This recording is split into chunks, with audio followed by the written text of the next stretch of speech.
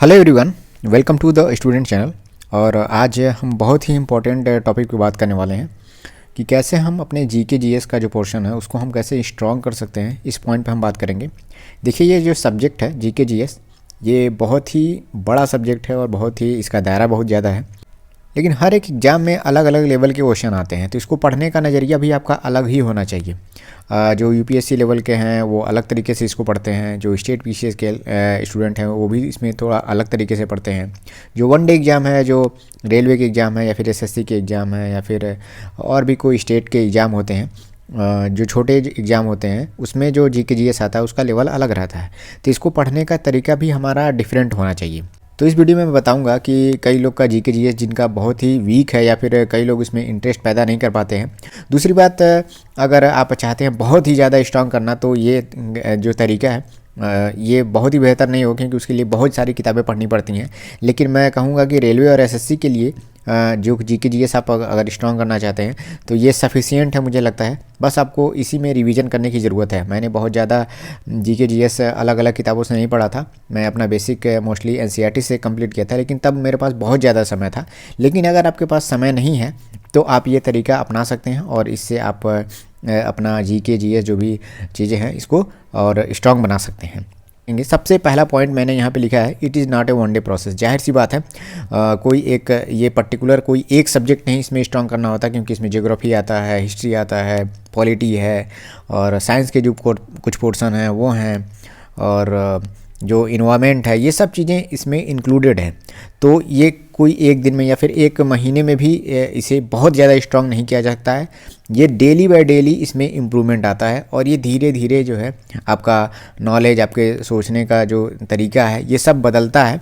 और कभी कभी होता क्या है कि आप जैसे जैसे पढ़ते जाते हैं तो कुछ क्वेश्चन होता है कि वो नहीं भी आपसे हो पाता है, लेकिन आप अपना थोड़ा सा कॉमन सेंस लगाते हैं, जो आपने पहले पढ़ा है उसके आधार पे भी उसमें ऑप्शन एलिमिनेट कर देते हैं और वो क्वेश्चन आपका सही हो जाता है। तो इसमें क्या क्या आपको ध्यान देना है और क्या क्या करना चाहिए स्टार्टिंग लेवल से, तो उसको मैं यहाँ पे बता रहा हूँ। और किसी भी सब्जेक्ट को मैं कहूँ, अगर आपको स्ट्रॉन्ग करना है और आज के लेवल में जो कंपटीशन चल रहा है उसके लेवल पर आपको पढ़ना है, तो हार्डवर्क बहुत बहुत ज़रूरी है। दूसरा पॉइंट मेरा यहाँ पे है कि आपको लिमिटेड बुक सेलेक्ट करना है।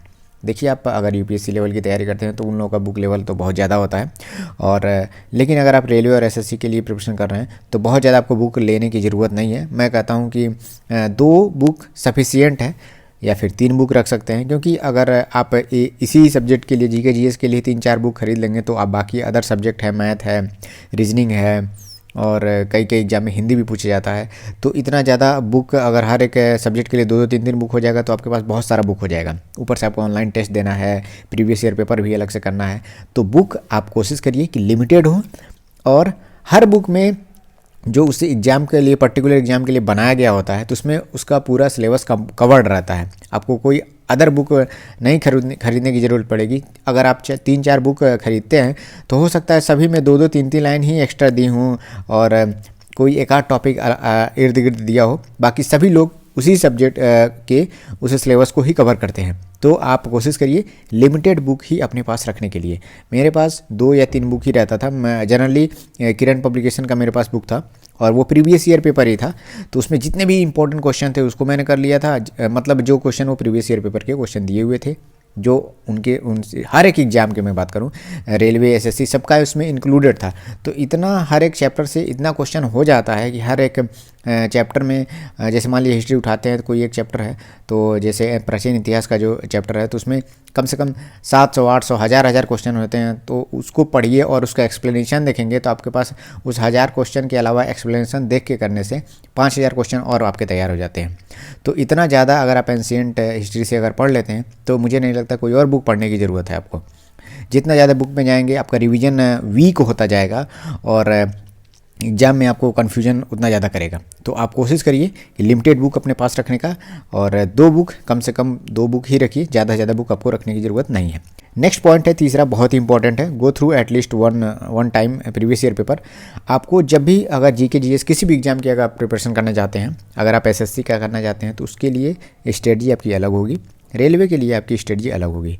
उसके लिए आपको जानने के लिए क्या करना होगा, सबसे पहले आप क्या करिए, जो प्रीवियस ईयर पेपर है, कम से कम 10-12 पेपर जो है आप उठाइए और उसको देखिए। भले ही आप कोई भी क्वेश्चन आप उसमें सॉल्व नहीं कर पा रहे हैं, जो भी जीके के या फिर जीएस के क्वेश्चन आ रहे हैं, लेकिन आपको एक बार देखना है, पता करना है कि किस तरह के क्वेश्चन पूछे जा रहे हैं।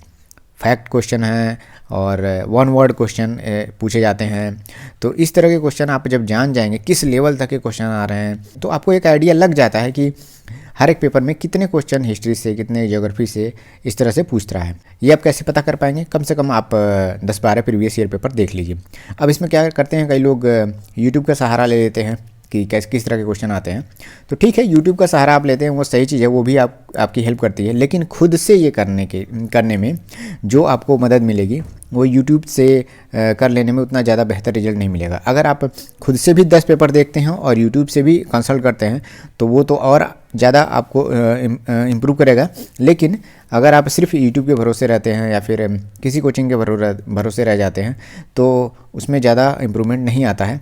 खुद से ज़रूर आप सीखिए, क्योंकि आपका मूल्यांकन आपको खुद करना है। तो आप प्लीज़ कम से कम 10 से 12 पेपर प्रीवियस ईयर का एक बार ज़रूर देखिए जब भी आप जीके जीएस की प्रिपरेशन स्टार्ट करना चाहते हैं। तो फोर्थ पॉइंट है कि स्टार्ट फ्रॉम फेवरेट सब्जेक्ट।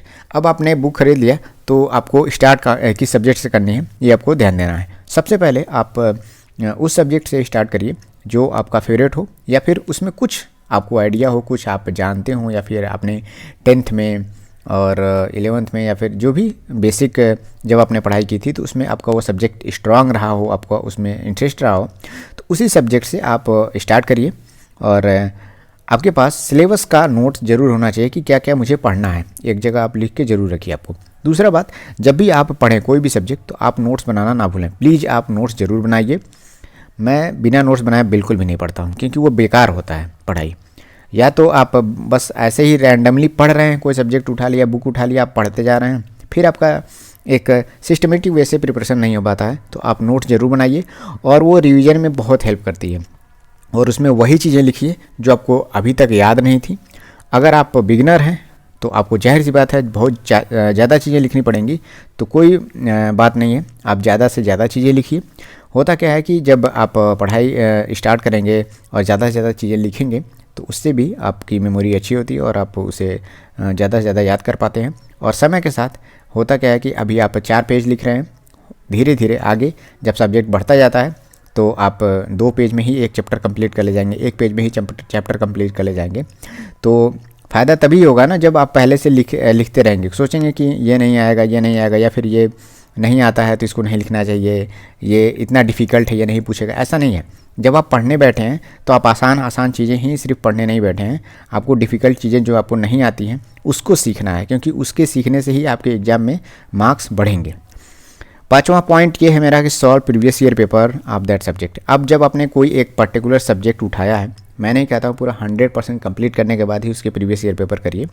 आप उसको पढ़ भी रहे हैं और साथ में प्रीवियस ईयर पेपर उस सब्जेक्ट से आए हुए क्वेश्चन आप करते रहिए। ये मुझे बहुत ज़्यादा हेल्प मिलता था किरण पब्लिकेशन में, क्योंकि जब मैं उस बुक में मैं देखता था कि सब्जेक्ट वाइज क्वेश्चन बटे हुए हैं, और अगर आप एंशिएंट अभी पढ़ रहे हैं तो पहले एंशिएंट के पोर्शन से ही क्वेश्चन उसमें दिए रहते थे, प्राचीन इतिहास से। ज्योग्राफी आप पढ़ रहे हैं तो इंडियन ज्योग्राफी को अलग करके डिफाइन किया था। तो जब आप इंडियन ज्योग्राफी पढ़ेंगे तो उसके क्वेश्चन उसमें आप देखेंगे तो एक छटा हुआ, मतलब उसको अलग अलग करके उसमें क्वेश्चन था। तो इससे प्रिपरेशन बहुत अच्छी होती है कि अभी आपने वो पढ़ा और उससे रिलेटेड आप क्वेश्चन भी उसको सॉल्व कर रहे हैं। अब होता क्या है कि उसमें जब आप पढ़ते हैं तो जाहिर सी बात है जब आप पढ़ रहे हैं तो सारी चीज़ें आपको याद नहीं रहेंगी।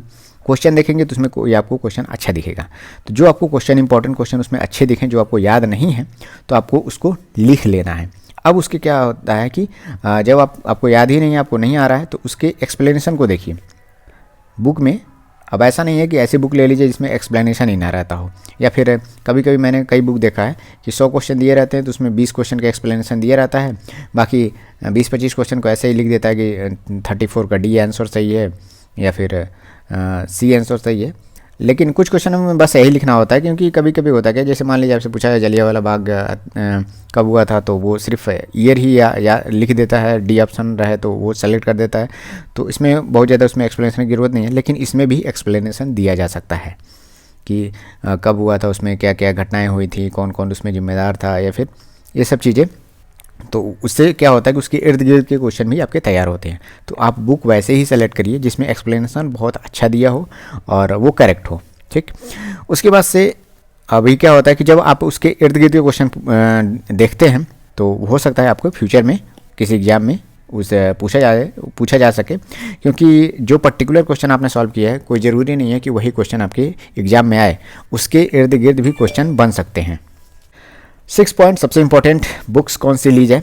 तो सभी लोग जानते हैं लूसेंट को मैं प्रेफर करता हूँ और कहता भी लूसेंट। अब लूसेंट मेरा कहने के पीछे यही कारण होता है कि लूसेंट एक मतलब पतली सी बुक होती है और वो कहीं भी ले आने में बहुत कैरी करने में आसान होता है, और उसमें पूरा सिलेबस दे देता है, जीके भी है, जनरल साइंस भी है, पूरी चीज़ें, और एक सेक्शन वाइज करके उसमें चीज़ों को लिखा हुआ है। तो एक रिवीजन के तौर पे बहुत मेरे लिए मतलब आसान रहता है, लेकिन उसको याद कर पाना बहुत मुश्किल है। लूसेंट पूरा याद कर पाना बहुत मुश्किल है, क्योंकि अब जब आप पढ़ना शुरू करेंगे तो आपको लगेगा कि सारी उसमें पॉइंट हैं वो सब इम्पॉर्टेंट हैं।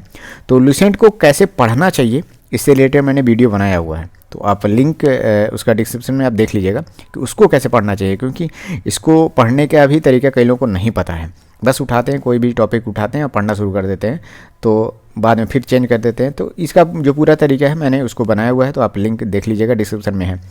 उसके बाद से कोचिंग नोट्स, कई लोग कोचिंग किए रहते हैं तो उसका नोट्स भी उनके पास होता है, तो ये भी बहुत हेल्प करती है। कोचिंग नोट्स आपके पास होना चाहिए, खासकर अगर आपने जिस कोचिंग से आपने कोचिंग किया हुआ है तो उसका नोट्स अगर आप रहता है, होता क्या है कि आपने एक तो क्लास में जाकर के पढ़ा हुआ है, दूसरा बात जो है आपने खुद अपने हाथ से वो लिखा हुआ है, या फिर कोचिंग भी उसे प्रोवाइड कराते हैं। तो जो कोचिंग आपको नोट्स प्रोवाइड कराते हैं उसी हिसाब से वो क्लास में पढ़ाते भी हैं। तो जब आप उसके नोट्स पढ़ते हैं तो आपका जो क्लास में जो पढ़ाई गई चीज़ें होती हैं वो मेमोराइज होती जाती हैं। तो ये बहुत ज़रूरी है, कोचिंग नोट्स आपके पास होना चाहिए। अब मान लीजिए किसी के पास कोचिंग नोट्स नहीं है, तो जो लोग यूट्यूब से पढ़ते हैं, तो जो भी टीचर आपको यूट्यूब पे पढ़ाते हैं तो उसका आप खुद भी नोट्स बना के रखते हैं। तो होता क्या है, जब आप नोट्स पढ़ते हैं तो वो टीचर जो भी चीज़ें बोल बोल के पढ़ाए रहते हैं तो आपके दिमाग में एज इट इज़ वो सामने आती रहती हैं और आपको वो और अच्छे से याद होता है। तो ये हो गया। उसके बाद से किरण पब्लिकेशन की बुक आप ले सकते हैं। स्पीडी पब्लिकेशन प्लेटफॉर्म का मैंने अभी बहुत ज़्यादा इसके पढ़े नहीं हैं, लेकिन ये भी बुक बहुत अच्छी है। तो आप कोई 2 ही बुक लीजिए, 2 से 3 बुक, अगर आपको कोई और अच्छी लग जाती है तो आप वो भी ले लीजिए, लेकिन बहुत ज़्यादा बुक आपके पास आपको नहीं रखना है।